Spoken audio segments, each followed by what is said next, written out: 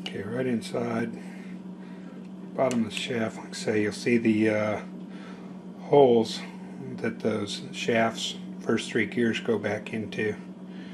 Just maneuver them down with a toothpick or tweezers. They'll sit in there. It just takes a gentle touch, but it can be done. What I do, I'll drop the gear down inside, and with a toothpick, then I just push up against the outer housing and work the gear into place until that pin seats in. You can see I already got one of them in.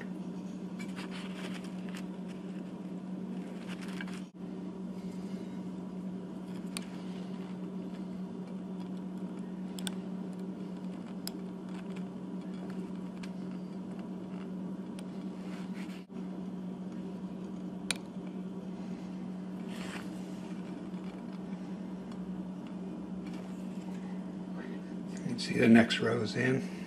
Something I want to point out. This has an index mark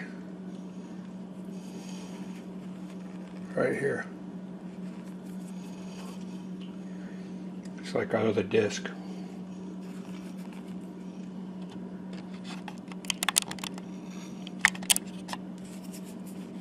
Right here.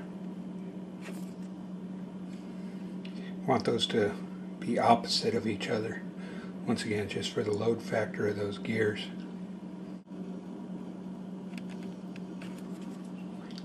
Just give it a slight turn, you'll feel the gears actually, it'll drop into place. You know you're seated in there. Now let's have our last set of the 3 plastic gears.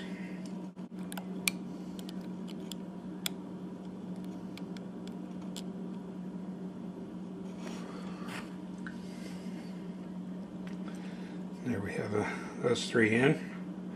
So now we're ready to just put the motor back on. Position it down to where it's against the table so I can push on it. It is a press fit, however, it's not a real good press fit, that's why I backed out. Before we had a pretty noticeable gap in here. This should all be butted up.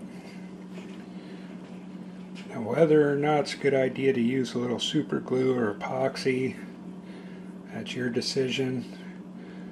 I've had to do this a couple times now, so I think I'm going to go ahead and put just a little bit on it.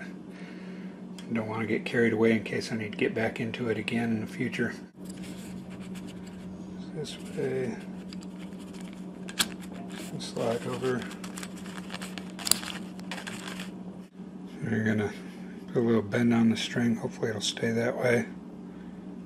So we can fish it through here.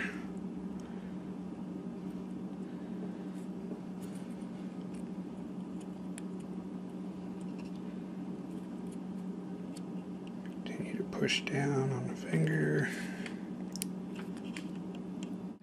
So you want that keeper to get inside that slot there.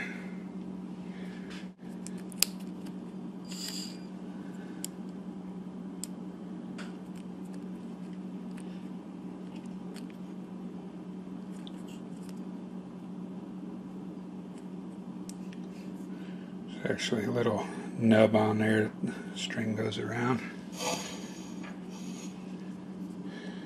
The fingertip keeps that on there.